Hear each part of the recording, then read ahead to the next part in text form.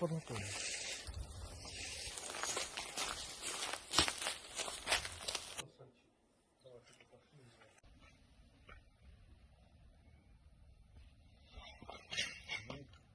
Та я поїхав на цей тут, на об'єкт.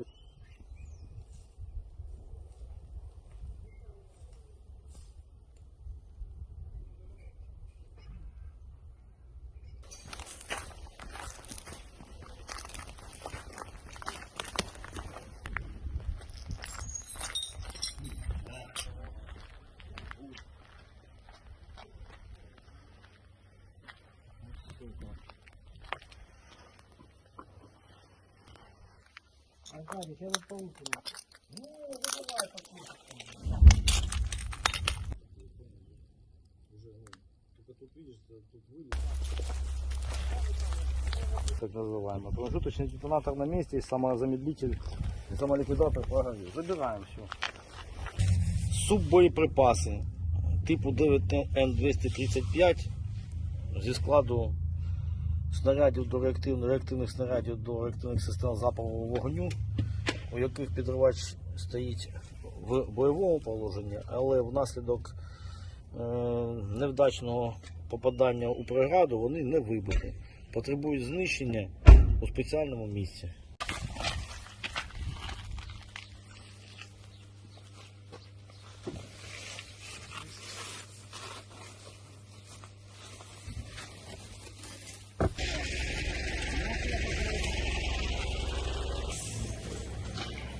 И ромбики.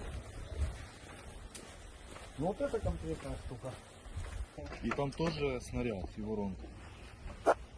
Вот два кассетных боеприпаса. И одно место попадания. Первый.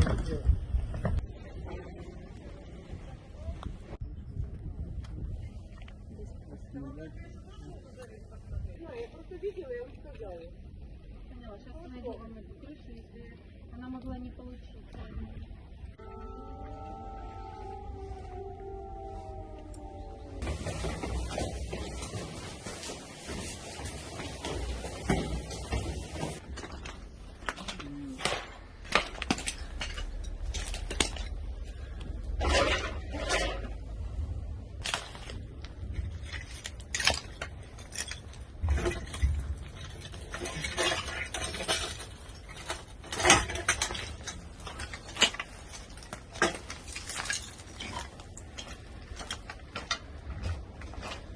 Предмет, вилучений з даху житлового будинку, представляє собою реактивний двигун від реактивного снаряду до бойової машини БМ-21 «Град».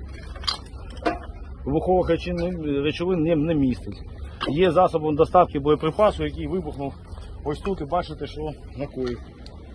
Бачимо, немає даху, численні осколкові ураження навколишнього середовища, стропила перебив.